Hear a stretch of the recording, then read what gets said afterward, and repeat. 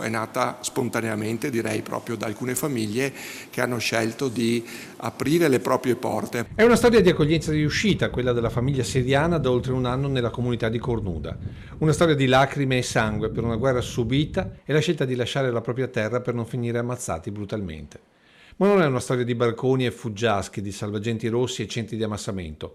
Qui la differenza l'ha fatta la comunità di Sant'Egidio, ma anche un Ponte Per, associazione tra famiglie apartitica, apolitica, religiosa, con come unico scopo dimostrare che un'altra accoglienza è possibile. Questa esperienza dei corridoi umanitari è minoritaria in termini numerici, ma è certamente un'intuizione veramente importante. Oggi il papà è occupato alle opere pie, la mamma lavora e la figlia va a scuola con ottimi risultati, sempre nella speranza che dove sono nati torni la pace e con lei anche loro. È stato il primo caso in Veneto ed è da qui che Mario Marazziti, ex deputato ed editorialista di Avvenire del Corriere della Sera, ha deciso di partire per un viaggio in tutta Italia sull'accoglienza possibile, diventato Porte Aperte. Io cercavo gli italiani, e perché questi italiani qui in Veneto ci sono.